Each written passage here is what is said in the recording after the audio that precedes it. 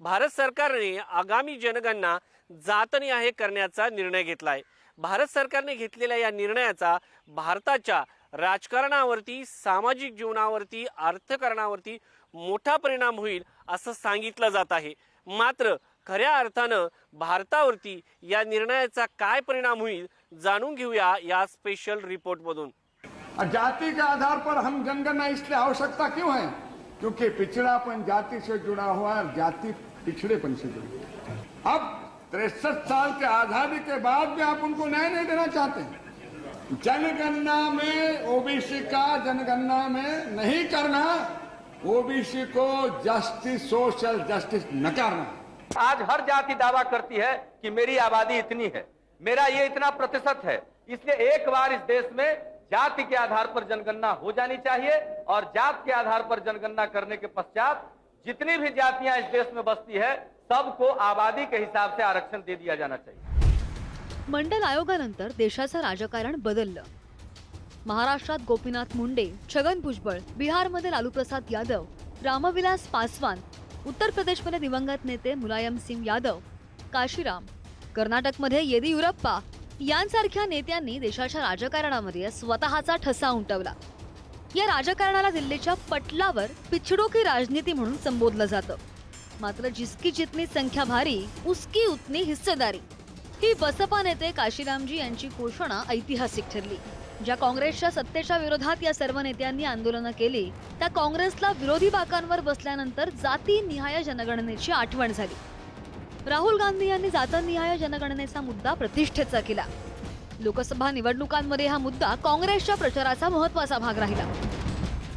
दलितों की, आदिवासियों की, पिछड़ों की बात उठाता है, जो भी उनके लिए लड़ता है उसको गाली खाना ही पड़ता है। और मैं ये सब गालियां खुशी से खाऊंगा, क्योंकि महाभारत की बात हुई तो महाभारत में अर्जुन को सिर्फ मच्छी की आंख दिख रही थी, उसी प्रकार मुझे सिर्फ मच्छी की आंख दिख रही है। जाति जनगणना हम करा के दिखाएंगे। खत्म। आपको जितनी गाली देनी है आप दीजिए, हम खुशी से लेंगे। अखेर सर्व विरोधकांच्या मागणीला यश आलं आणि सरकारनं जातनिहाय जनगणना करण्याची मागणी मान्य केली। प्रधानमंत्री श्री नरेंद्र मोदी जी के नेतृत्व में राजनीतिक विषयों की कैबिनेट समिति ने यह निर्णय लिया है कि जातियों की गणना को आने वाली जनगणना में सम्मिलित किया जाए। यह इस बात को दर्शाता है कि वर्तमान सरकार देश और समाज के सर्वांगीण हितों और मूल्यों के लिए प्रतिबद्ध है। या घोषणेनंतर विरोधी पक्षनेते राहुल गांधी यांनी सरकारच्या या निर्णयाचं स्वागत केलंय। हम इसको वेलकम करते हैं, ये हमारा विजन है, इन्होंने अडॉप्ट किया, बहुत अच्छा। मगर हम चाहते हैं कि हमें डेट्स बताई जाएं, किस दिन तक ये सेंसस होगा।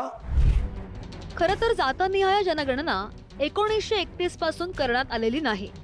1941 ला दुसऱ्या महायुद्धादरम्यान जातनिहाय जनगणना केली होती, मात्र जाहीर करण्यात आली नाही। 1881 ते 1931 या काळात ब्रिटिश राजवटीमध्ये जातींची गणना ही जनगणनेचा एक नियमित भाग होती। मात्र 1951 मध्ये स्वतंत्र भारतामधील पहिल्या जनगणनेनंतर सरकारने ही पद्धत बंद केली। भारताला स्वातंत्र्य मिळाल्यानंतर सरकारने सामाजिक आणि शैक्षणिक निकषांवर आधारित नागरिकांचे 4 गटात वर्गीकरण केलं। अनुसूचित जमाती एसटी, अनुसूचित जाती एससी, इतर मागासवर्गीय वर्ग ओबीसी, सामान्य वर्ग जनरल। मात्र 1951 पासून भारतात झालेल्या जनगणनेदरम्यान गोळा केलेल्या माहितीमध्ये अनुसूचित जाती आणि जमातींच्या व्यक्तींची संख्या तसंच हिंदू आणि मुस्लिम यांसारख्या धार्मिक संप्रदायांचा समावेश करण्यात आला आणि इतर मागासवर्गीय वर्ग म्हणजेच ओबीसी आणि सामान्य वर्गांचं वर्गीकरण करणं थांबवलं। दरम्यानच्या काळात 1961 ला केंद्र सरकारने राज्यांना त्यांचे स्वतःचे सर्वेक्षण करण्याची आणि त्यांना हवं असल्यास ओबीसींच्या राज्य विशिष्ट याद्या तयार करण्याची परवानगी दिली होती। याचाच भाग म्हणून बिहार, तेलंगणा, कर्नाटक या राज्यांनी स्वतः राज्याची जातनिहाय जनगणना केली। मागासवर्गीय लोकांची संख्या 3,54,63,936, टक्केवारी 27.12%. अतिमागासवर्गीय लोकांची संख्या 4,70,80,514, टक्केवारी 36.1%. अनुसूचित जमाती लोकसंख्या 21,99,361, टक्केवारी 1.68%. खुला प्रवर्ग 2,02,91,689, टक्केवारी 15.52%. या जनगणनेनंतर बिहारच्या सामाजिक आणि राजकीय पटलावर मोठे परिणाम पाहायला मिळाले. तेलंगणा सरकार फक्त जातनिहाय जनगणना करून थांबलं नाही, तर तेलंगणा सरकारनं अनुसूचित जातींचं उपवर्गीकरण केलं असून वर्षानुवर्षे ज्या जातींना आरक्षण असून सुद्धा आरक्षणाचा लाभ मिळाला नाही त्या जातींना उपवर्गीकरण करून लाभ दिला. आता या सगळ्यामध्ये सप्टेंबर पासून होणारी जातीनिहाय जनगणना का महत्वाची हे सुद्धा जाणून घेऊया.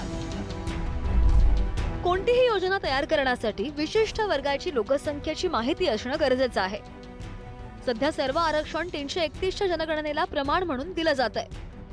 प्रत्येक समाजातील शिक्षणाचा दर्जा, आर्थिक सामाजिक स्थिती, जन्म आणि मृत्यूदर याची सुद्धा माहिती मिळणार आहे. योग्य आकडेवारी नसल्यामुळे गरीब लोक योजनांपासून वंचित राहतात. भविष्याच्या दृष्टिकोनातून योजनांची आखणी करता येत नाही. मतदारांची आकडेवारी नसल्यामुळे लोकसभा विधानसभा मतदारसंघांची पुनर्रचना थांबली.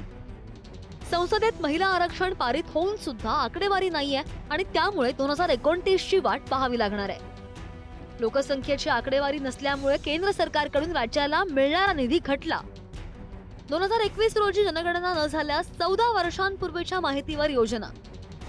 देशाचा प्रजनन दर आणि मृत्यू दर न समजल्यामुळे आरोग्यविषयक योजनांवर परिणाम. स्थलांतरांचे आकडे नसल्यामुळे शहर नियोजनावर परिणाम. यातच आता जातनिहाय जनगणनेची मागणी पूर्ण झाल्यानंतर राहुल गांधी यांनी खासगी क्षेत्रात आरक्षणाची मागणी केली आहे. मात्र खरंच असं आरक्षण देता येईल का? जगात काय परिस्थिती आहे?